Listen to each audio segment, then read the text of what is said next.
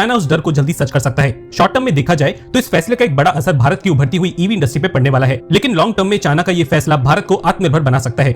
एक ऐसी चीज है जिसके लिए चाइना दुनिया की 2/3 इंडस्ट्री पे राज करता है और यूनाइटेड स्टेट्स भी चाइना की इस इंडस्ट्री पे काफी बड़े लेवल पे डिपेंडेंट है। और न केवल यूनाइटेड स्टेट्स बल्कि जापान, वियतनाम, ताइवान और कोरिया जैसे बड़े ईवी और इलेक्ट्रॉनिक्स मैन्युफैक्चरर्स की इंडस्ट्री इस चाइनीज सप्लाई की वजह से चलती है। चाइना इस बात को अच्छे ढंग से जानता है, इसलिए ऐसा हो सकता है कि चाइना जल्दी इस रॉ मटेरियल के एक्सपोर्ट पर बैन लगा दे। मेन खबर को जानने से पहले हमारा कुछ बातों को जानना बेहद ही ज्यादा जरूरी है। चाइना पर यूरोपियन देश और अमेरिका की पकड़ दिन प्रतिदिन बढ़ती चली जा रही है और अब चाइना की इंडस्ट्रीज को जमीन पे लाने के लिए जापान और ताइवान भी कूद पड़े हैं। यही रीजन है कि कुछ क्रिटिकल टेक्नोलॉजीज का एक्सेस अब चाइना के लिए रोका जा चुका है और इनमें सबसे ऊपर है इलेक्ट्रॉनिक्स और सेमीकंडक्टर टेक्नोलॉजीज। अपने ऊपर बढ़ता हुआ दबाव देखते हुए अब चाइना भी रिटेलिएशन के मूड में आ चुका है और चाइना भी एक बेहद ही महत्वपूर्ण रॉ मटेरियल का एक्सपोर्ट बंद कर सकता है और ये रॉ मटेरियल है रेयर अर्थ मैग्नेट्स, जिसका इस्तेमाल एक बड़े लेवल पे इलेक्ट्रॉनिक्स और ऑटोमोटिव सेक्टर में किया जाता है। दुनिया की 2/3 रेयर अर्थ मैग्नेट्स की जरूरत को चाइना पूरी करता है और ऐसा पहली बार नहीं है जब चाइना इस तरह के मैग्नेट्स का एक्सपोर्ट बंद करने वाला है। 2010 में भी चाइना ने जापान को ऐसे मैग्नेट्स एक्सपोर्ट करना बंद कर दिया था, जिसके बाद जापान ने खुद इस इंडस्ट्री को घरेलू तौर पर डेवलप किया था और आज की डेट में जापान अपने खुद के मैग्नेट्स प्रोड्यूस कर सकता है। हालांकि दुनिया भर की डिमांड को पूरा करने के लिए अभी भी चाइना ही सबसे आगे है। अगर चाइना इस बैन को लगा देता है तो ये बैन भारत पे भी लग सकता है, जहां आज की डेट में ईवी इंडस्ट्री के लिए एक बड़े लेवल पे मैग्नेट चाइना से इंपोर्ट किए जा रहे हैं। यूनाइटेड स्टेट्स इस बात को अच्छे से जानता है और यही वजह है कि अब कोर टेक्नोलॉजीज का प्रोडक्शन खुद से करना चाहता है